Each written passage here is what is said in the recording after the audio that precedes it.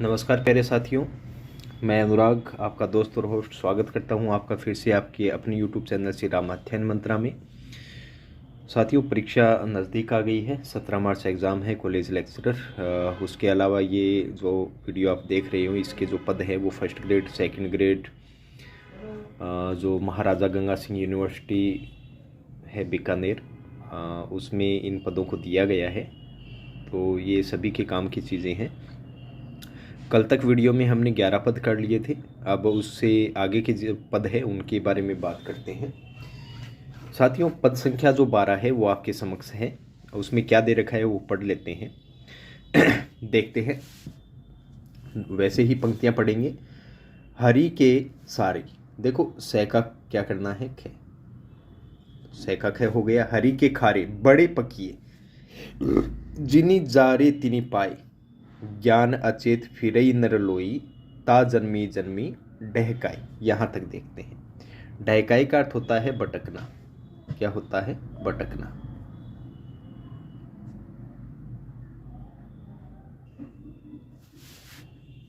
बड़े का अर्थ जो बड़े अपने बनाते हैं खाने के लिए। पकिए मतलब पक गए हैं, पका दिए गए हैं। जीनी जारे, जीनी मतलब जो लोग। जीनी का अर्थ क्या हो जाएगा? जो लोग। वो जीनी नहीं समझना है, यानी कि जिन लोगों ने। जारे मतलब समझा। तीनी, तीनी मतलब वे ही लोग।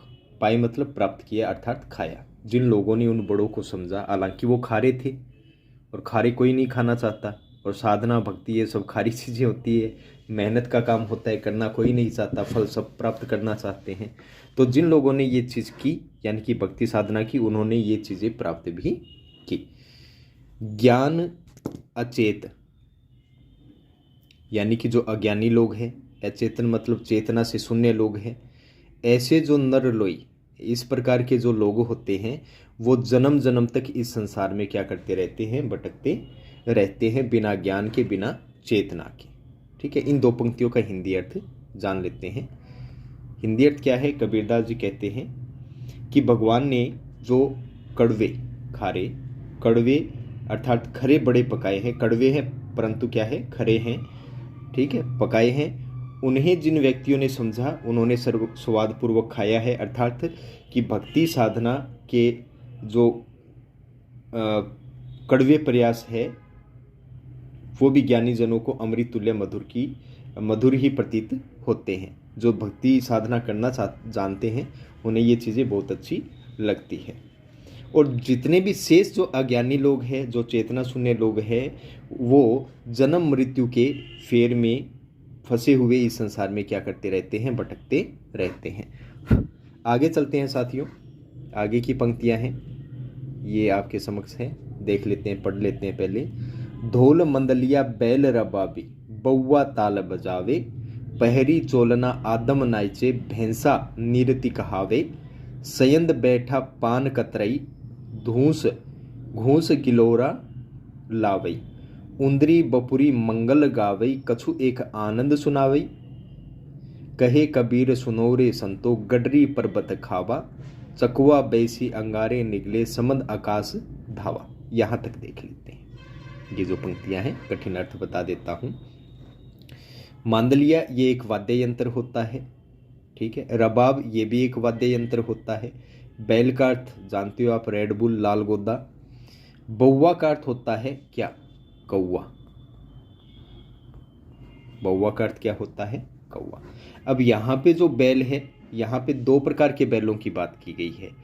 एक तो है कौन सा बैल? उत्तम बैल। उत्तम बैल जो पुण्य का प्रतीक होता है। उत्तम जो किसका प्रतीक होता है? पुण्य का। ठीक है, वो तो क्या बजा रहा है? मांदलिया। और एक होता है सामान्य बैल, जो किसका प्रतीक है? पाप और पुण्य, पाप और पुण्य दोनों का। तो वो पाप और पुण्य का रबाब बजा रहा है। ठीक है, अब कौवे की बात करें तो कौवा यहां प्रतीक रूप में, बउआ, यहां कौवा वासना रूप में आया है। वासना रूपी जो कौवा है वो उनके साथ ताल में ताल बजा रहा है। ठीक है, पहरे चोलाना, चोलना मतलब चोला यानी कि वस्त्र, और वस्त्र कौन से, दिखावे के वस्त्र, ठीक है। आदम मतलब आदमी, ठीक है। नाचे मतलब नृत्य करते हैं। भैंसा, भैंसा होता है काम क्रोध आदि, काम क्रोध आदि, इसका प्रतीक है कौन, भैंसा। निरति दे रखा है, आनंद काम क्रोध आदि यानी कि मनोविकार का जो प्रतीक है वो भैंसा होता है, तो इसलिए दे रखा है। सयंद का अर्थ होता है सिंह, और सिंह जो है वो किसका प्रतीक है, जीव का चैतन्य, जीव का चैतन्य मतलब जो जागृत अवस्था होती है वो, ठीक है। तो सिंह रूपी जीव का चैतन्य। पान कतरे मतलब पान को खाता है। घूस मतलब डालता है। गिलोरा मतलब पान की गिलोरी यानी पान का बीड़ा बार बार लगाता है, ठीक है। ऊंदरी, ऊंदरी यहाँ पर क्या किसका प्रतीक हो जाएगा, ऊंदरी यहाँ पर शुद्ध आत्माओं का प्रतीक हो जाएगा। कौन सी, शुद्ध आत्माएं, या कह सकते हो साधक आत्माएं, ठीक है। मंगल, बपुरी का मतलब दयनीय स्थिति वाली स्थिति हो जाएगी। मंगल का मतलब मंगल हो जाएगा। आनंद का मतलब आनंद हो जाएगा, इसमें कुछ कहने की बात नहीं है। गडरी का अर्थ भेड़ होता है, ठीक है। पर्वत, अब देखो भेड़ किसका प्रतीक है, जीव का प्रतीक है, और कौन सा जीव, चैतन्य, भेड़ प्रतीक हो जाएगा माया रूपी, माया रूपी भेड़, और पर्वत चैतन्य रूपी पर्वत, चैतन्य रूपी पर्वत, ठीक है। चैतन्य रूपी पर्वत हो जाएगा और माया रूपी भेड़ हो जाएगी। चकवा बैसी अंगारे, फिर वापस चकवा रूपी जो जीव है, चकवा रूपी जीव है वो वासना रूपी अंगारों को क्या कर रहा है, निगल रहा है। संबंध का अर्थ समुद्र होता है यानी कि भवसागर, ठीक है। और ये आकाश किसका प्रतीक है, परम तत्व का प्रतीक है। किसका प्रतीक है, परम तत्व का, परम तत्व का प्रतीक है आकाश, ठीक है। यहां तक सब कठिन अर्थ बता दिए हैं, इसकी व्याख्या विश्लेषण देख लेते हैं। तो आगे कबीरदास जी क्या कह रहे हैं कि जो उत्तम बैल है वो तो क्या कर रहा है, पुण्य का मांदलिया या मंदला बजा रहा है, जबकि जो सामान्य बैल है वो पाप पुण्य का रबाब बजा रहा है। जबकि जो वासना रूपी कौवा है वो इनके साथ मिलकर ताल से ताल बजा रहा है, ताल से ताल मिला रहा है, ठीक है। फिर जो वासना वस्त्र कौन सी है, वासना रूपी वस्त्र, वासना रूपी वस्त्र पहने हुए जो जीव है वो संसार में क्या कर रहा है, नंगा नाच रहा है, मतलब घोर कलयुग का समय आ गया है। और उसके जो काम क्रोध आदि भैंसे हैं, काम क्रोध आदि भैंसे हैं वो क्या कर रहे हैं, बुरी तरह से नाच रहे हैं। सिंह रूपी जीव का जो चैतन्य है वो बैठा पान काट रहा है, और पान की जो गिलोरी या बीड़ा है वो बार बार मुंह में दबा रहा है, अर्थात रुकने का नाम नहीं ले रहा है, अर्थात उसने विषय को आधार बना रखा है, ठीक है। अब मूसिका रूपी जो साधनाएं, ऊंदरी का मतलब मूसिका, चूही, चूहिया कह सकते हैं। तो जो मूसिका रूपी साधक आत्माएं हैं वो भक्ति और ज्ञान, मंगल का मतलब भक्ति और ज्ञान के मंगल गान करती है, उससे कुछ जीवों को आनंद तत्व का साक्षात्कार कराती है, कुछ जीवों को आनंद का जो तत्व होता है उसका साक्षात्कार हो जाता है। फिर आगे कबीरदास जी क्या कहते हैं इन दो पंक्तियों में, तो आगे कबीरदास जी कहते हैं कि अरे संतों, इस माया रूपी भेड़ ने चैतन्य रूपी पर्वत को क्या कर लिया है, सड़ लिया है, अर्थात उसके शुद्ध रूप, शुद्ध स्वरूप को क्या कर दिया है, आवृत कर दिया है, मतलब बाहर उसे निकाल दिया है। अब जो चकवा रूपी जीव है वो अंगारे रूपी वासना को क्या कर रहा है, निगल रहा है, तथा भवसागर उस आकाश रूपी परम तत्व को तिरोहित करने के लिए धावा बोल रहा है, प्राप्त करने के लिए धावा बोल रहा है। तिरोहित मतलब तैरा देंगे, उसे रखेंगे नहीं, प्राप्त नहीं करेंगे। तो ये छंद संख्या पद संख्या आपका 12 हुआ। अगर जन्मी जन्मी की बात करें तो इसमें पुनरुक्ति प्रकाश अलंकार आया है, ठीक है। सधुकड़ी भाषा का इसमें प्रयोग किया गया है। प्रतीकात्मक भाषा का प्रयोग किया गया है, प्रतीकात्मक भाषा का प्रयोग इसमें किया गया है। ठीक है, बाकी इसमें अनुप्रास अलंकार आप खुद खोज सकते हैं, इसमें बताने की जरूरत नहीं है। अब चलते हैं आगे दूसरे पद पर, पद संख्या 13, ये आपके सामने है पद संख्या 13। पहले जान लेते हैं कठिन अर्थों को। चरखा, मित्रों चरखा है वो विवेक रूपी शरीर का प्रतीक है। विवेक रूपी शरीर यानी कि ऐसा शरीर जो अच्छा बुरा सोच सके, शरीर। ठीक है।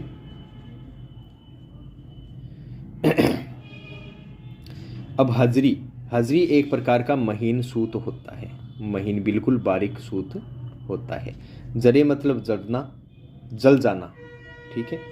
कतौंगी मतलब कातूंगी, महीन मतलब महीन सूत हो जाएगा। ठीक है। और ये महीन सूत किस चीज़ का वो काटने की बात कर रही है? भक्ति साधना की। ठीक है, भक्ति और साधना। नणंद के भैया, अब यहाँ देखो, देखो जीवात्मा तो खुद एक जीवात्मा हो गई और जीवात्मा की जो नणंद है उसका भैया, तो भैया यहाँ पे कौन हो जाएगा? परमात्मा, परमात्मा या ईश्वर। ठीक है, ईश्वर हो जाएगा। अब इन दो पंक्तियों को पहले जान लेते हैं, इसका कठिन अर्थ जान लेते हैं। अब देखो कबीरदास जी कहते हैं कि जो जीवात्मा है वो कह रही है कि मुझे अपने ननंद के भाई की सौ मतलब सौगंध है। इस शरीर रूपी चरखे से, इस शरीर रूपी इस विवेक जो विवेकी शरीर है उस रूपी चरखे से मैं बहुत कीमती सूत कातूंगी, अर्थात भक्ति साधना करूंगी। बस इतना है कि यह शरीर रूपी चरखा जलना नहीं चाहिए। भाई शरीर ही नहीं रहा तो भक्ति साधना कैसे करूंगी? बात ये सीधी सीधी सी है। ठीक है। अब आगे की ओर चलते हैं। जली जाई थली उपजी, आई नगर में आपा, एक अचंबा देखिया, बेटी जायो बाप, बाबल मेरा ब्याह करी बर उत्तम ले चाही, उत्तम ले चाही, जब लाग बर पावे नहीं, तब लग तू ही ब्याही। यहां तक देखते इन चार पंक्तियों को। तो देखो, जली जाई, उपजी का मतलब उत्पन्न, जाई मतलब जन्म देने वाली, उपजी का मतलब होता है उपजने वाली, थली का मतलब होता है स्थान, जली मतलब जलना। ठीक है। और यहां क्या उपजा है? माया। क्या उपजा है? माया। बाकी ये सीधा का इसमें कोई अर्थ नहीं है ऐसा। यहां फिर उल्टबासियों का प्रयोग किया गया है। बिटिया जायो बाप, यानी कि बेटी ने बाप को जन्म दिया, ये तो गलत है। ठीक है। लेकिन इस उल्टबासी को समझने के लिए मैं आपको बता देता हूं, ये तो क्या है? भक्ति रूपी बेटी, और ये क्या है? ज्ञान रूपी ईश्वर। यानी हम भक्ति करेंगे तब हमें क्या होगा? ज्ञान आएगा। ये चीज इसका हो जाएगा। बाबल यहां फिर ईश्वर के लिए आया है। ब्याह का मतलब विवाह हो जाएगा। बर का मतलब जो लड़की के लिए वर देखते हैं वो हो जाएगा। उत्तम, उत्तम का अर्थ उत्तम हो जाएगा। चाहिए मतलब चाहिए। ठीक है। जब लाग बर पावे नहीं, अगर आपको वर की प्राप्ति नहीं होती है तब तू लग ही ब्याही, अर्थात तू ही मुझसे विवाह कर लेना। तो इसका अर्थ जान लेते हैं। यहाँ पर भी उल्टबासी है। आपको हिंदी अर्थ में व्याख्या विश्लेषण में मैं आपको समझा देता हूँ। तो इन चार पंक्तियों का हम व्याख्या विश्लेषण कर लेते हैं। तो आगे कबीरदास जी क्या कहते हैं कि मेरी जो उत्पत्ति, उपजी मतलब उत्पत्ति की जो स्थली है, थली मतलब स्थली है या जन्म देने वाली जो स्थली है, जो माया है, वह क्या हो जाए? जल जाए, अर्थात आसक्ति नष्ट हो जाए। क्यों? क्योंकि मैं तो अपने पति के गृह में, उसके नगर में आ गई हूँ, अर्थात जो मेरा पति है उसके नगर में मैं आ गई हूँ। अब पूर्णतः क्या है कि मेरी आसक्ति है वो नष्ट हो जानी चाहिए। लेकिन वहाँ आने के बाद में मैंने एक आश्चर्य देखा। क्या देखा? कि बिटिया अर्थात भक्ति ने, बिटिया रूपी जो भक्ति है उसने क्या किया है? ज्ञान रूपी पिता को जन्म दिया है। यहाँ तक हो गया। ये उल्टबासियाँ थी, आपको बता दी। यानी कि बिटिया अपने पिता से ज्ञान रूपी जन्म दिया है। फिर आगे देखो, बाबल मेरा ब्याह करी बर उत्तम ले चाही। तो आगे क्या है कि बिटिया अपने पिता से कह रही है कि मेरा क्या कर दीजिए, विवाह कर दीजिए, और मुझे उत्तम वर ही क्या मिलना चाहिए, मैं उत्तम वर चाहती हूँ। फिर आगे, जब लाग बर पावे नहीं, जब तक वर की प्राप्ति न हो तब तक हे पिता तू ही विवाह कर ले। यहाँ बहुत मतलब अगर हम सीधे पढ़े तो बहुत घोर जो बात है वो सामने आती है, परंतु जब उल्टबासी को सीधा करके देखेंगे तो बात बनेगी। यानी कि वो ये कहना चाहती है कि अर्थात बोध रूप पिता से, जो बोध रूप पिता है यानी ज्ञान है, उससे जो जीवात्मा की आकांक्षा है, वो इच्छा रखती है कि वह परमात्मा रूप पति के प्रति प्रेम जगाकर विवाह करवा दे। ठीक है, यानी कि वो जो ज्ञान रूपी पिता है उससे कह रही है कि आप पहले मेरे परमात्मा रूपी पति के प्रति प्रेम जगाइए और फिर मेरा विवाह करवा दीजिए। ये इस पंक्ति का अर्थ हो जाएगा। ठीक है, और जब तक यह प्रेम परिपक्व न हो तब तक इस बोध में ही निष्ठा बनी रही। यानी कि जब तक मेरा पति नहीं मिले, ठीक है, यानी मेरा जो प्रेम है परिपक्व नहीं हो, तब तक आप ही इस बोध, आपके ही बोध में मुझे निष्ठा बनी रही, आपका ही ज्ञान मुझे प्राप्त हो जाए। अब ये आपका क्लियर हो गया होगा। अब चलते हैं नेक्स्ट पंक्तियों पे मित्रों। ये देखिए, ये आपके सामने आ गई, ये सब पढ़ेंगे अपने। सुबदी के घरी लुबधी आयो आन बहू के भाई, चूल्हे अग्नि बताई करी फल सो दियो ठठाई, सब जगही मर जाइया एक बढ़िया जिनी मरे, सब रांडिन को साथ चरखा को धारे, कहे कबीर सो पंडित ज्ञाता सो या पदी बिचारे, पहले परच गुर मिले तो पीछे सतगुरु तारे। यहाँ तक देखते हैं। पहले इसका कठिन अर्थ जान लेते हैं। सुबदी का अर्थ क्या होता है, ज्ञान होता है। सुबदी का अर्थ क्या होता है, ज्ञान। ठीक है, घरी यानी कि जो शुद्ध बुद्धि है उसके घर पर लुब्धि, लुब्धि का अर्थ होता है ईश्वरीय प्रेम। क्या होता है, ईश्वरीय प्रेम। लुब्धि का अर्थ होता है ईश्वरीय प्रेम। यानी कि अब जब ज्ञान बुद्धि ही आ गई है तो उसके घर पर क्या आ गया, ईश्वरीय प्रेम भी आ गया है। अब आगे, आन बहू के भाई, और वो ऐसे आया है जैसे बहू के घर पे क्या आता है, भाई आता है। चूल्हे अग्नि, चूल्हे का कोई अर्थ नहीं है, चूल्हे का अर्थ चूल्हा होता है। अग्नि का अर्थ बताई करी, मतलब बातें कर रहे हैं। बाकी इसमें कोई जानने लायक नहीं है। सब जगही, जगही का मतलब संसार। मर जाइया मतलब मर जाए। बढ़ैया मतलब बढ़ाई, बढ़ई होता है ना, बढ़ई जो बनाता है, बनाने का कार्य करता है। जिनी मरे, सारे लोग मर जाए लेकिन बढ़ई है वो न मरे। रांडने का अर्थ यहाँ पे रांड हो जाएगा, सीधा अर्थ बताया गया है। धारी मतलब होता है कातना, धारी का अर्थ क्या हो जाएगा, कातना। आगे, कहे कबीर सो पंडित ज्ञाता पद ही विचारे, पद पर विचार करे। परज का अर्थ होता है परिचय। गुर का अर्थ होता है आत्मबोध। गुर का अर्थ यहाँ क्या होगा, आत्मबोध। और सतगुरु का अर्थ क्या हो जाएगा यहाँ, आत्मज्ञान। ठीक है, ये हो जाएगा। इसको पढ़ लेते हैं भली प्रकार से, व्याख्या विश्लेषण देख लेते हैं।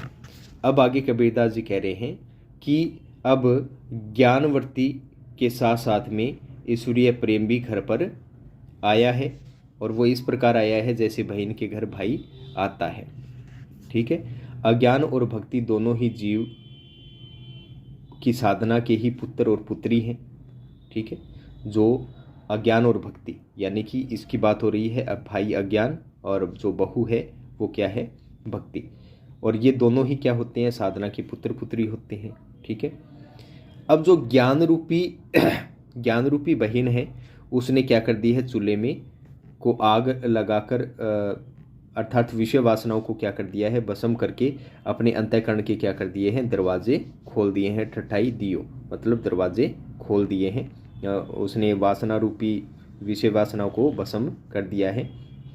अब वो आगे क्या कह रही है कि सारा संसार मर जाइया, मतलब सारा संसार क्या हो जाए, मर जाए चाहे, पर इस शरीर रूपी चरखे को बनाने वाला जो ईश्वर है अर्थात गुरु है, ठीक है, वो गुरु रूपी बढ़ई है वो नहीं मरना चाहिए, जिसने इस शरीर का मेरा निर्माण किया है। ठीक है। अब आगे क्या है कि कबीरदास जी कह रहे हैं, मुझे उनसे जो ज्ञानवृत्ति और भक्ति रूप का जो चरखा मिला है, किससे? ईश्वर से। जो चरखा मिला है ईश्वर से या गुरु से, तो उसे मैं सब रांडों का अर्थात अज्ञानी जीवात्माओं के साथ नहीं काटूंगी। भाई मैं तो ज्ञानी हूं, अब अज्ञानियों के साथ मैं काम थोड़ी करूंगी, वरना मैं वैसे ही हो जाऊंगी। ठीक है। अब आगे कबीरदास जी कहते हैं कि वह वास्तव में पंडित है और ज्ञानी है।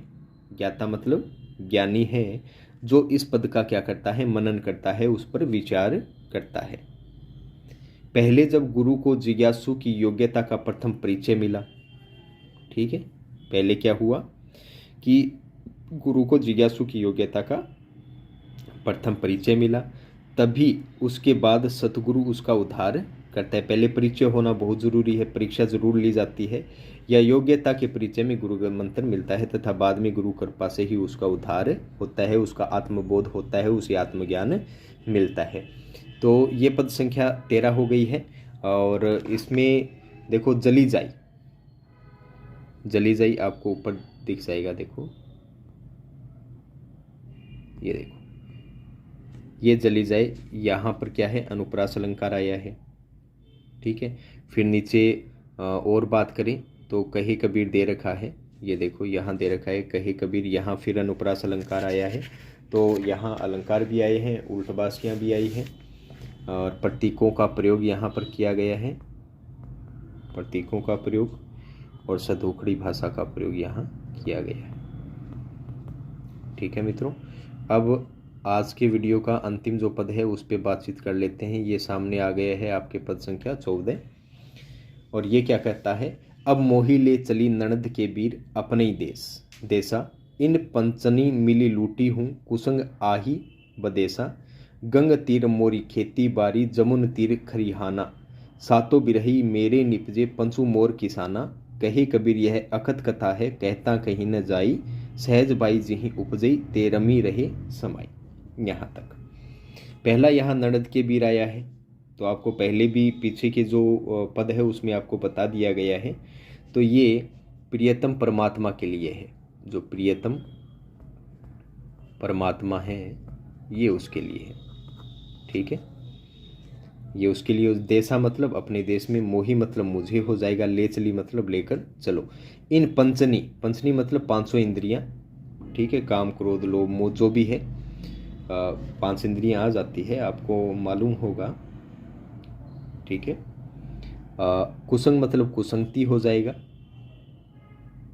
कुसंगति का कुसंगति हो जाएगा। अब आगे गंग तीर मतलब गंगा के किनारे, क्योंकि गंगा देव नदी मानी जाती है। मोरी मतलब मेरी हो जाएगा, खेती बाड़ी, खेती बाड़ी हो जाएगा। जमुन यमुना हो जाएगा। तीर मतलब किनारा हो जाएगा। खरिहान मतलब खलिहान, खेत खलिहान होता है ना। देखो खेत सो सीधा सीधा हो गया, ये खेत है, लेकिन चारे को भीगने से बचाने के लिए या फसल जब निकालते हैं तो एक झोंपड़ी या घर बनाया जाता है खेत में, ताकि अनाज भीगे न, उसकी पशुओं से रक्षा हो सके। ये खलिहान कहलाता है, जहाँ पशुओं को भी बांधा जा सके। ठीक है, ये खलिहान होता है। बिरही का अर्थ होता है अनाज। सातों मतलब सात हो जाएगा। निपजे मतलब उपजते हैं। फिर पंचू मोर किसान। ठीक है, पंचू मोर यहाँ रूपक अलंकार आया है, इंद्रियों की बात हो रही है। फिर एकत कथा अनुप्रास अलंकार आया है, एकत कथा में एकत कथा में नहीं आया, कहे कबीर में आया है अनुप्रास अलंकार। और एकथा मतलब ऐसी कथा जिसे कहा ना जा सके, ऐसी कहानी। कहता कहीं न जाए, कहते हुए भी नहीं कही जा सकती है। सहज मतलब स्वाभाविक रूप में। उपजे मतलब उपजती है। रमी रहे, रमण करते रहो या जुड़े रहो। ठीक है, अब इसका कठिन अर्थ है वो हो चुका है। अब बात कर लेते हैं इसकी व्याख्या विश्लेषण की। व्याख्या विश्लेषण में क्या है? अब जो कबीरदास जी की जीवात्मा रूपी पत्नी है, पत्नी से पति रूपी परमात्मा को संबोधित करा रहे हैं। ठीक है, और जीवात्मा क्या कह रही है कि अरे ननद के वीर, वीर मतलब भाई हो जाएगा, मुझे क्या कर अपने देश ले चलो। यहाँ पर जो ये संसार में है, उस संसार में मुझे ये जो पांचों इंद्रियां हैं, काम क्रोध आदि पांचों शत्रुओं ने मुझको मिलकर क्या किया है, लूटी हूँ, मतलब लूटा है। और मेरे शुद्ध चैतन्य तथा भक्त एवं प्रेमी रूप को क्या कर दिया है, विकारग्रस्त कर दिया है। इस विदेश में क्या है, कुसंगति है। विदेश, बदेशा का मतलब विदेश हो जाएगा, कुसंग मतलब कुसंगति। तो ये जो विदेश है इसमें क्या है, कुसंगति है। मैं इस संसार में मैं नहीं रहना चाहता हूँ। ठीक है, फिर आगे चलते हैं। गंगा अर्थात देखो, गंगा किसके रूप में आया है, ईड़ा, जो ईड़ा नाड़ी होती है उसके प्रतीक रूप में आया है ईड़ा। ठीक है, ईड़ा के किनारे तो क्या है, मेरी खेती है, खेती बाड़ी है। और जमुन किसके रूप में आया है, पिंगला, तो ईड़ा पिंगला हो गई, वैसे ही गंगा जमुना हो गई। तो पिंगला रूपी यमुना पर मेरा क्या है, खलिहान है, अथवा मेरी संपूर्ण खेती बाड़ी इस जगत से परे भक्ति और आध्यात्मिक क्षेत्र में ही है। और देखो, ईड़ा और पिंगला नाड़ी से सुषुम्ना जागृत होती है, कुंडलिनी जागृत होती है, तो वो चीज़ क्या होती है, आध्यात्मिक क्षेत्र या भक्ति क्षेत्र में ही होती है। ठीक है, तो यही मेरी खेती बाड़ी है। अब आगे चलते हैं। मेरे जीवन का जो आनंद है एवं उसकी जो सिद्धियां हैं, सब उसी साधना के क्षेत्र में है। उस खेती बाड़ी में 7 प्रकार का अनाज क्या होता है, उपजता है, अर्थात बहुत आनंद प्राप्त होता है, अर्थात जीवन की संपूर्ण निधि उसी से प्राप्त होती है। और वहाँ पर मेरे 5 किसान है जिनसे मुझे आनंद रूपी अन्न प्राप्त होता है, आनंद रूपी अन्न प्राप्त होता है, तो रूपक अलंकार हो जाता है। अब आगे कि इस प्रेम साधना की यही कहानी अकथनीय है। ये जो प्रेम साधना हम करते हैं, तो इसका अकथनीय कहानी की यही आपको कथा बता सकते हैं, अर्थात शब्दों के द्वारा यह कही नहीं जा सकती है, कहने भर से ये कही नहीं जा सकती है। जिन व्यक्तियों ने प्रेम की यह सहज साधना, जिन व्यक्तियों में यह प्रेम की सहज साधना प्रकट होती है, वे ही ईश्वर प्रेम के सहज रूप में ही तन्म में रहते हैं, अर्थात उसमें डूबे रहते हैं। भाव यह है कि सहज भाव से जिनसे ईश्वर भक्ति जाग जाती है, वे परमात्मा के श्री चरणों में क्या करते हैं, लीन रहते हैं।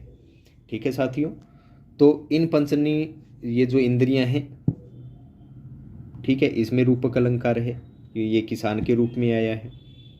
ठीक है, और बाकी प्रवाहमय भाषा, साथ में सदुकड़ी भाषा का प्रयोग किया गया है। तो ये हमारा आज का वीडियो कंप्लीट हुआ। पद संख्या जिसमें हमने की है 12, 13 और 14। तो नेक्स्ट वीडियो में नेक्स्ट पदों के साथ मिलते हैं। 20 पद हैं आरपीएससी कॉलेज लेक्चरर में, तो इन 20 पदों को हम पूर्ण कर लेंगे। आपका सहयोग बना रहे। वीडियो अच्छा लगे तो इसे ज़्यादा से ज़्यादा लाइक करें, शेयर करें, सब्सक्राइब करें। जय हिंद, जय भारत मित्रों।